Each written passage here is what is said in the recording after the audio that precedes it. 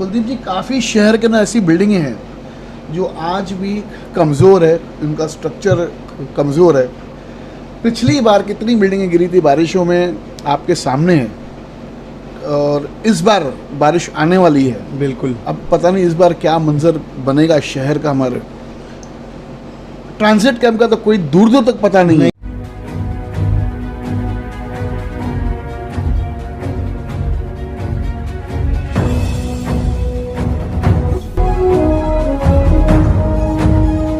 रिश्तो मीट वर वधू सम्मेलन जंहिंमें छोकरनि जूं एंट्रीज़ क्लोज थी चुकियूं आहिनि ऐं छोकिरियुनि जूं सिर्फ़ लिमिटेड सीट्स ई बचियूं आहिनि। इन करे जल्दी ही पंहिंजूं सीट्स अॼु ई बुक कराए छॾियो, छो त स्पॉट एंट्रीज़ स्ट्रिक्टली अलाउड कोन आहिनि। Rishto meet the grand get together 16 April 2023 powered by Sapna lawns ऐं Kishan catering service 365 days organised by रिश्तो.com। सिंधियुनि जो सिंधियुनि सां ऑनलाइन सिंधी मैट्रिमोनी।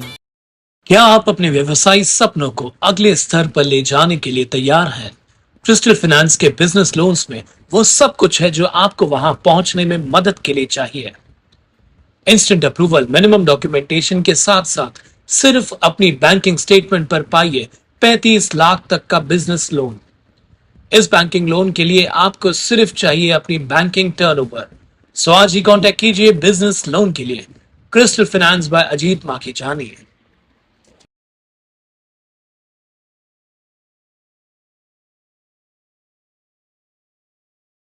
आइए लेते हैं एक मुलाकात कुलदीप एल सिंघानी जी के साथ। कुलदीप जी महाराष्ट्र प्रदेश के सोशल मीडिया के महासचिव है कांग्रेस आई में। कुलदीप जी, आपके 5 नंबर परिसर में भी हाल ही में एक बिल्डिंग को तोड़ा गया, डेमोलिशन किया गया, जिसके कारण आजू बाजू परिसर में काफ़ी लोगों को नुकसान हुआ।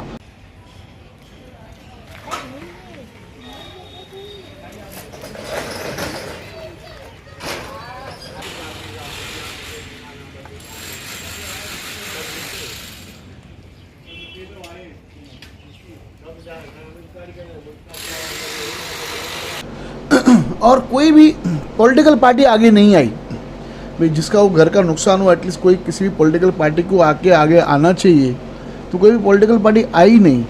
इस विषय में आपका क्या कहना है? नहीं, ऐसा नहीं है जैकी जी। हम इस विषय में जया साधोनी जी के साथ मैं गया था। अच्छा। हमारी कमिश्नर साहब से मुलाकात हुई। ओके। और हमने ये मुद्दा वहाँ उठाया। ओके। उस मुद्दे में ये हमने स्पष्ट रूप से कहा कि जिस कॉन्ट्रैक्टर को ये कॉन्ट्रैक्ट दिया गया है, हाँ, ये उनकी लापरवाही का एक नतीजा है। और उनके जो B34 के सामने जो ये प्रकरण हुआ है, उल्लासनगर 5 में ही हुआ है ये। उनके बाजू में 2 घर थे, एक घर तो पूरा डैमेज हो गया है, दुकान था वो, और दूसरा भी बाजू में घर था, वो भी डैमेज हो गया है। तो हमारी कमिश्नर साहब से ये मांग थी कि उन दोनों को मुआवजा दिया जाए। अच्छा, क्या नुकसान हुआ उनके घर पे? किसी को कोई स्लैब लगा है किसी व्यक्ति को, या घर का नुकसान हुआ? नहीं, ये तो बहुत एक अच्छी बात है कि किसी को जान माल की नुकसान नहीं हुआ है। नहीं, जान का नुकसान नहीं हुआ है। बाकी पूरा दुकान है जो एक्चुअली उनको स्टेप करके तोड़ना चाहिए था, लेकिन उन्होंने जेसीबी लगा दी। तो जैसे कि स्ट्रक्चर तो पहले ही पूरा हुआ था, कमज़ोर था, बहुत कमज़ोर था। तो जैसे ही उन्होंने जेसीबी लगाई। ऐसे खाली ये एक स्ट्रक्चर नहीं है कुलदीप जी, काफ़ी शहर के ना ऐसी बिल्डिंगें हैं जो आज भी कमज़ोर है, उनका स्ट्रक्चर कमज़ोर है। पिछली बार कितनी बिल्डिंगें गिरी थी बारिशों में, आपके सामने है। और इस बार बारिश आने वाली है। बिल्कुल। अब पता नहीं इस बार क्या मंजर बनेगा शहर का। हमारे ट्रांजिट कैंप का तो कोई दूर दूर तक पता नहीं है। नहीं, ट्रांजिट कैंप तो है ही नहीं। इसके अंदर सभी पार्टियां, पॉलिटिकल पार्टियां इसके अंदर विफल रही। शहर वासियों को एक ट्रांजिट कैंप नहीं दे पाए, ये सबसे बड़ा मुद्दा बनेगा आने वाले चुनाव के अंदर। क्या देखते हैं इस विषय को, आप कैसे देखते हैं? इस विषय में कहूँगा कि हमारे उल्लासनगर के आमदार जी को ये इशू लेना चाहिए। बिल्कुल। और उनको आगे आना चाहिए, और पार्टी मतभेद छोड़ के शहरवासियों का सोचना चाहिए। यहाँ पर पार्टी मतभेद नहीं है, हाँ। यहाँ पे खुद के मतभेद है जी। हाँ। उस विषय में उनको ये आगे आना चाहिए। हाँ। और जैसे कि हमारा दुर्भाग्य है कि उल्लासनगर को 3 आमदार हैं, तो हम कहाँ किस आमदार के पास जाएं? ये भी एक मुद्दा है, एक प्रश्न चिन्ह है वहाँ हाँ। पर। तो जैसे हमारा आमदार अलग है, 1, 2, 3 कैंप का आमदार अलग है, 0.4 को तो अलग ही कर दिया है, आधा हमारे में डाल दिया है, आधा कल्याण में डाल दिया है। तो ये भी एक इशू है कि कोई ने विधायक हमारे उल्लासनगर को प्रॉपर ध्यान नहीं दे रहा है। नहीं तो आप देखेंगे हमारे साइड में अमरनाथ कितना डेवलप हो गया है, वहाँ से देखेंगे कल्याण कितना डेवलप हो गया है, लेकिन उल्लासनगर वहीं का वहीं है। उल्लासनगर देखा जाए तो दूसरे जो से शहर आगे बढ़ रहे हैं ना, हमारा शहर भी बढ़ रहा है लेकिन पीछे राइट हो। इतना भ्रष्टाचार सब कुछ, मतलब हर एक चीज़ में कोई कमी नहीं है। अभी बारिश आएगी फिर एक टेंडर निकलेगा, अभी 2 टेंडर नाला सफाई का 2 टेंडर निकलेंगे जैकी जी। एक पिछली बार भी खड्डे भरने का टेंडर निकलेगा, वो बारिशों के बाद, वो बारिश होने के बाद। हाँ, पहले महानगर पालिका BMC के पैच नहीं भरेगी। जो काम इनको मार्च अप्रैल में करना चाहिए वो ये जून में टेंडर लाते हैं। सही बात है, ताकि भ्रष्टाचार हो, माल अंदर हो, आप ही दोनों की जेब भरे। आज भी जितने भी माजी नगर सेवक है ना, मैं काफ़ी माजी नगर सेवक देखता हूँ, कारपोरेशन में बैठे रहते हैं, अपने पता नहीं किस प्रकार से अपने वार्ड के फंड पास कराते हैं, समझ में नहीं आता है, और वहाँ पे काम भी हो रहे हैं।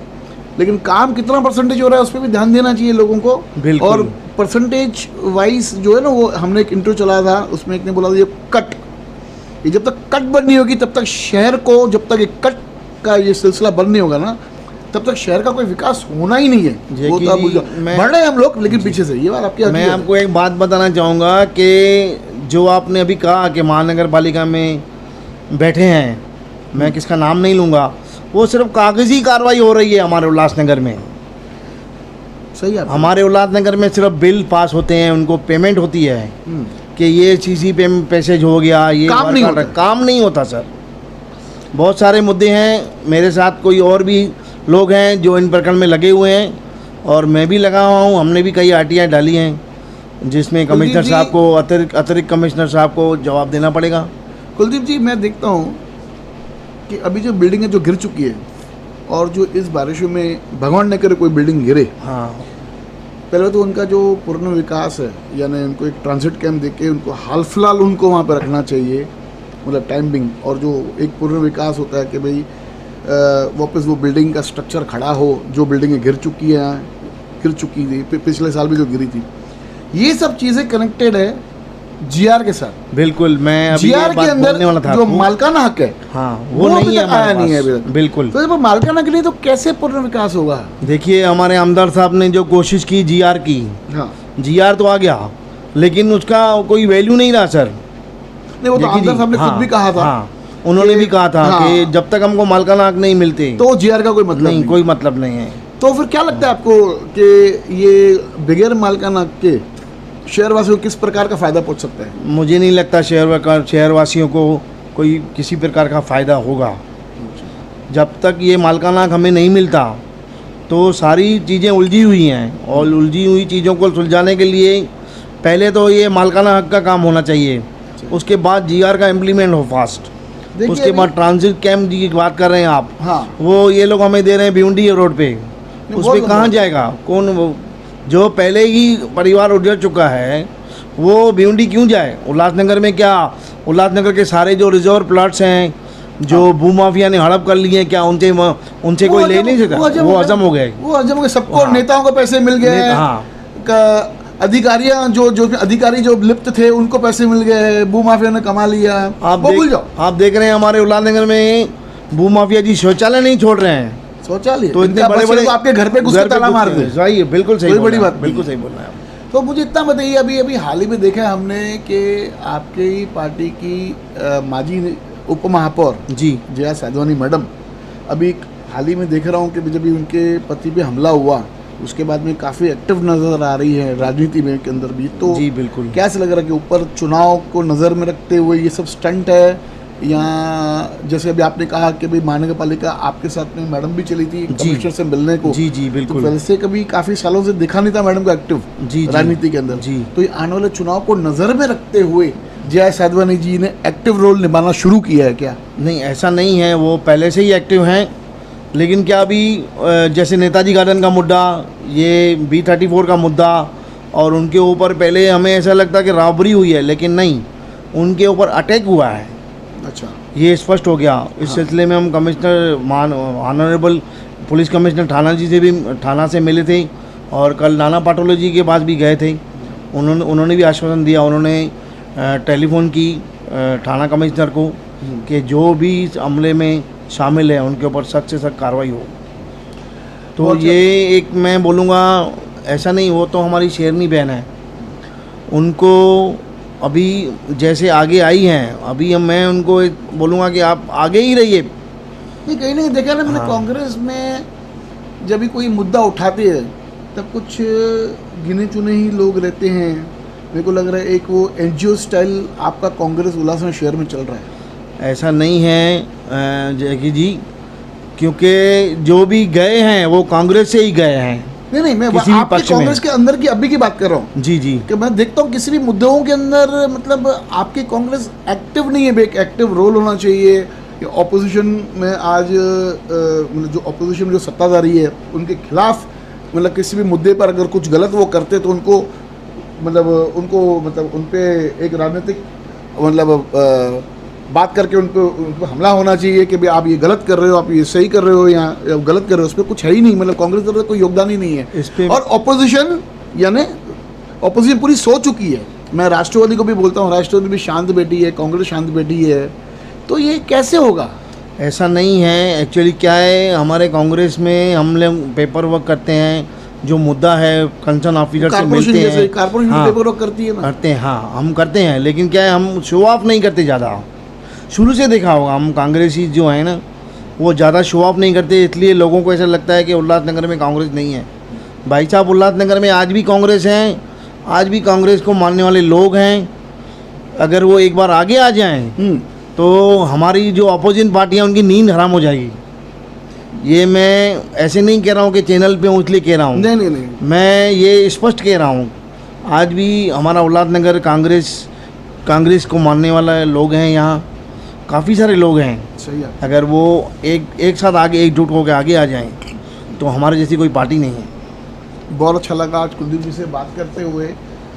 शहर वासियों की एक मांग है सरकार से कि कृपया ट्रांजिट कैंप का बंदोबस्त करें। आने वाले बारिश में अगर भगवान न करे कोई बिल्डिंग कोई गिरती है तो वो जो लोग जो बेचारे जो घर से बेघर होंगे वो कहाँ जाके रहेंगे, थोड़ा उसके बारे में महानगर पालिका को ध्यान देना चाहिए कि जो बेचारे जो घर से बेघर होंगे उनका वो भी टैक्स पेयर है, उनका भी अधिकार है कि आपसे जो भी आपकी तरफ जो सुविधाएं जो दी जाती है एक नागरिक को वो उनको वो सुविधाएं मिलनी चाहिए।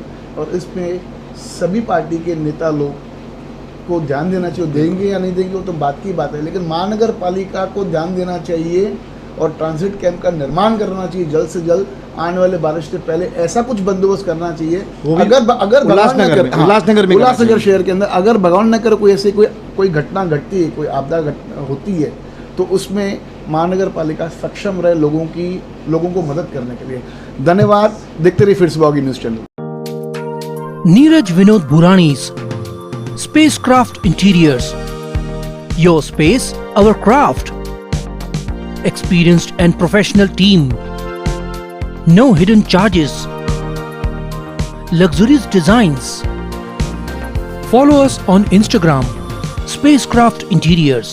Your space, our craft.